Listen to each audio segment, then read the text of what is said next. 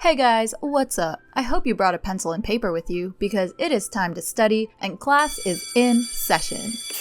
In today's lesson, we'll be covering how to DYOR, also known as do your own research. DYOR is the process of doing your own research before putting your own money at risk. It's a reminder to all of us to take charge of your own knowledge. In the crypto and NFT world, it's especially important because you want to stay up to date on the latest news as markets can move very quickly. It takes time to build your knowledge, and there's always some form of risk involved. So let's jump into how to DYOR, specifically in the land of NFTs.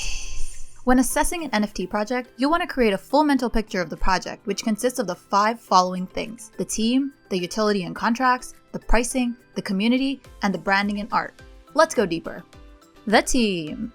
When you hear of a new project, it's always great to check out who is on that project. You can usually find this information on the project's website, which is linked on their social media account bios or Discord official links channels. Another handy trick is that you can use the roles in the Discord to identify which users are the leaders of a project and then look at their bio info to see if they have any other socials linked there. If there isn't any information and all you have is a Twitter page, for example, don't hesitate to get out there and ask questions publicly about who the project leaders are. You're doing everyone a favor. Answer questions like, are the leaders of this project doxed? Does the team have prior relevant experience? How big is the team?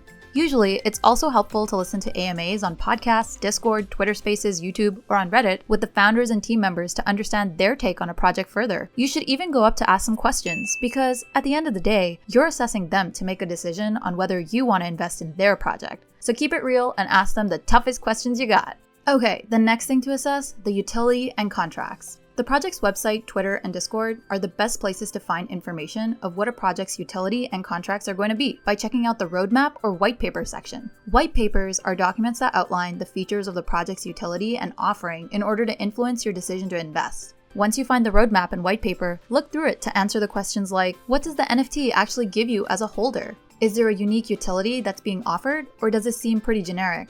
Does the roadmap seem reasonable and achievable in the timeframe outlined? Put your thinking caps on and keep your magnifying glasses out and at the ready for these answers.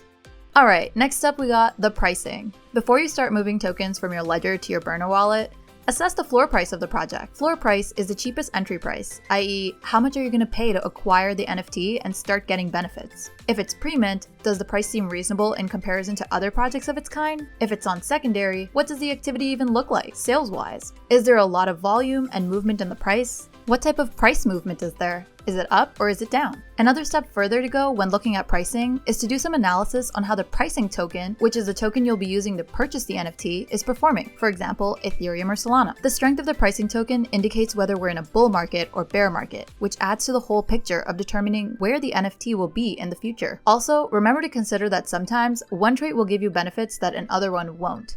So double check your pricing research against what you found from the roadmap and white paper earlier.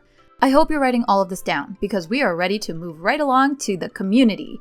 Without a community that is excited to be part of the project, well, it would just be a bunch of JPEGs hanging out online together for sale. A strong community is one that is actively engaging with and sharing project updates, actively discussing the project, and one that hypes the project because they are just generally hyped to be part of it. Some platforms you can use to gauge the strength of a community is to check the project's social following activity on Twitter, Discord, Reddit, and YouTube. Do the followers look organic and real? Are there any popular NFT members following and talking about the project? Have people posted about the project on YouTube? You gotta figure out, are these fake friends or real?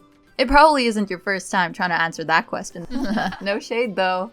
I hope I didn't lose you because this one is important. I mean, it's literally the art, the branding and the art. Now, everyone knows that beauty is in the eye of the beholder when it comes to art, but when it comes to assessing art for an NFT project, you have to remember that branding plays a big part of how the project is perceived. The brand and the art set the tone of the project, especially for PFP projects that aim to provide value to users by having art that identifies and represents them. You might think that art doesn't matter for projects that provide value in other ways, but remember that branding plays an important role in our lives, whether you realize it or not.